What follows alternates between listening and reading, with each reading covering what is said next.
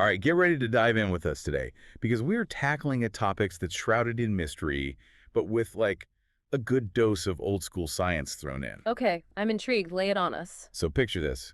It's 1847. Okay, leeches, top hats, the whole 9 yards. Exactly.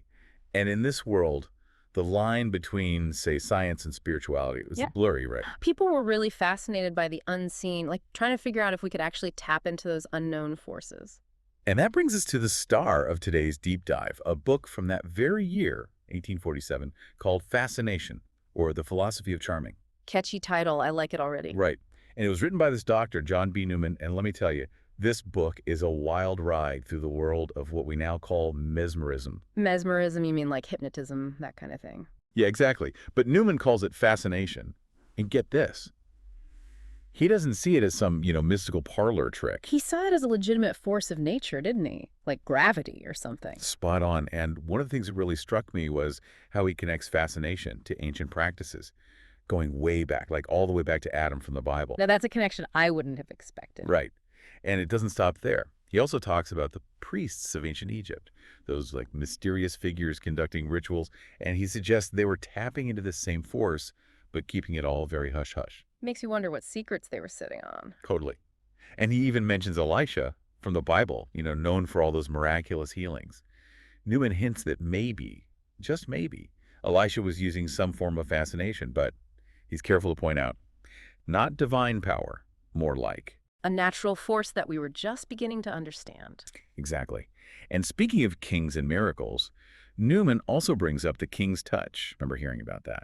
European monarchs, they touch people to supposedly cure them of scrofula. Ah, yes, the royal touch, thought to be this divine power to heal. Right. Now, of course, we might think placebo effect, maybe even early forms of hypnotism, but Newman saw it as another example of fascination at play.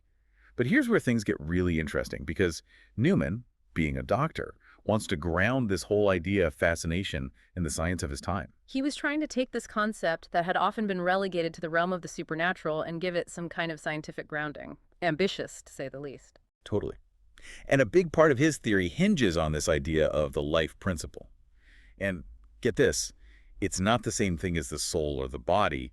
It's different, like this other animating force. It's like he's saying there's this whole other system at play within us, something that we didn't fully understand, but that governed the very essence of our being. Okay, so it's like the 1840s version of the force. Got it. But then he takes a step further. He breaks this life principle down into 7 properties. 7 properties. Okay, you're going to have to break that down for me. So he says 5 of these properties, they're found in both plants and animals. Vital affinity, vivification, mobility, irritability, and instinct. So like the basic building blocks of life itself. Exactly. Think of a plant like growing towards the sun. That's this life principle in action. But then hold on to your hats because animals, humans included, we've got 2 bonus properties, according to Newman, sympathy and sensibility. And these require a nervous system, which is where things start to get really interesting when it comes to fascination, right? You're reading my mind. But before we get to all that good stuff, we've got to take a quick break. So we've got this life principle, right? This force that governs all living things, and it's got these 7 properties. Right, like the secret ingredients, the recipe for life itself. Exactly. But here's where Newman really blew my mind. He goes on to say that we don't just have one life going on inside us, but T2BO. 2 lives. Okay, now you're really piquing my curiosity. What does he mean by that? He calls them the vegetable life and the animal life.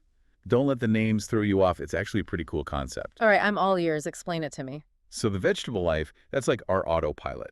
Breathing, digestion, heart beating, all those things we never have to think about. Basically, keeping the lights on, the bare minimum for survival, even when we're completely out of it. Exactly. But then we've got the animal life. And this is where things get a lot more interesting. This is us being aware, thinking, feeling, making decisions.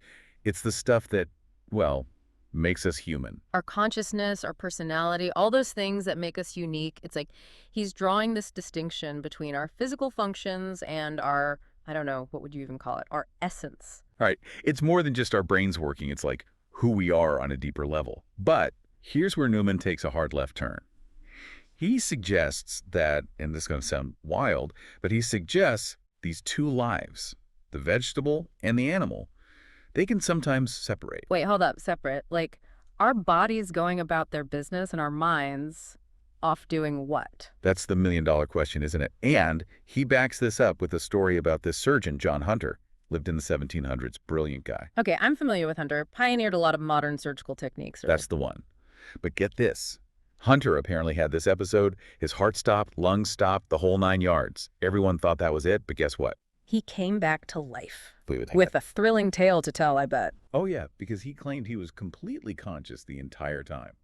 Imagine that. Your body is basically offline, but your mind, it's still there, aware.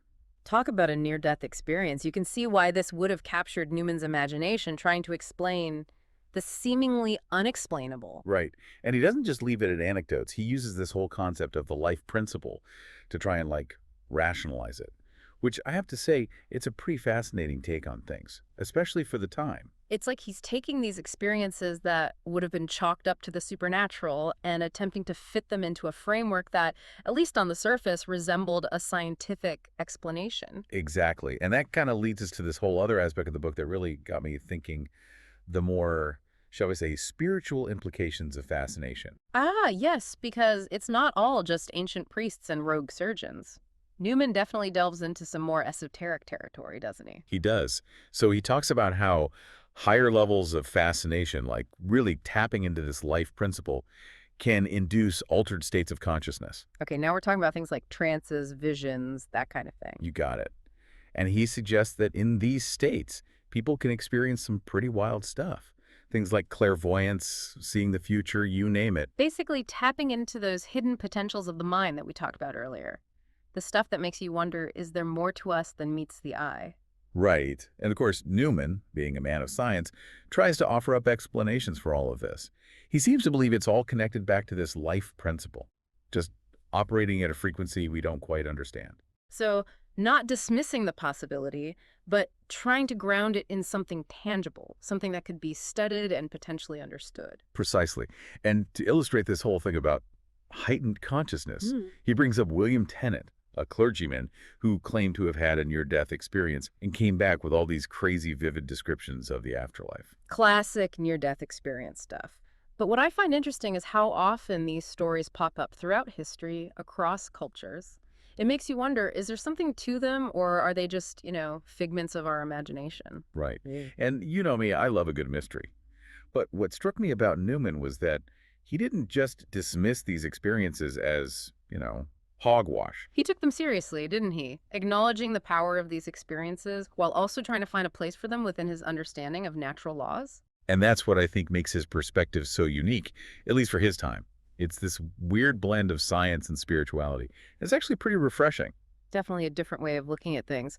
But speaking of looking at things differently, I think we need to shift gears a bit and talk about what I think is one of the most compelling aspects of Newman's work: the practical applications of fascination, particularly when it comes to healing. Oh, absolutely.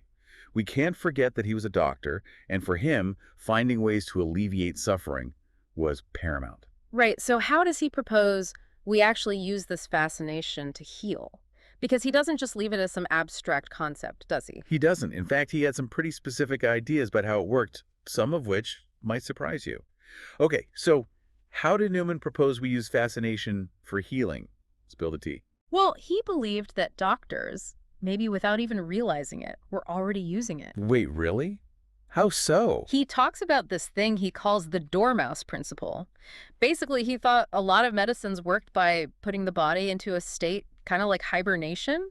The dormouse principle, huh? I've never heard of that before. What's the connection? Think about a dormouse, right? When they hibernate, it's like they're barely alive. Right, totally lifeless. But they're not dead, they're just in this deep restorative state. And Newman thought certain medicines, they kind of mimicked that, like they triggered this dormouse principle in the body, and that's when healing could really happen. So you're saying he thought these medicines were essentially like pressing the reset button on the body? Exactly. It's like giving the body a chance to, repair and recharge. And what's interesting is, if you think about it, it's not a million miles away from how we understand the immune system now. That's true. Sometimes we need that fever, that inflammation, to really kickstart the healing process. Right. And Newman was suggesting this back in the 1840s. It makes you wonder what else he might have figured out, given more time and research. Absolutely. It really highlights how much our understanding of the mind and body has evolved over time, and yet there are still echoes of these older ideas in modern medicine. Totally. Like, Yeah. think about the placebo effect, right? The power of belief to actually create a physical change in the body. It's pretty wild when you think about it. Or even the whole field of mind-body medicine, which is Yeah. all about that connection between our thoughts, emotions, and our physical well-being. It's like Newman was tapping into something that we're only now beginning to fully explore. It just goes to show that there's always more to discover, always more to learn. Well said.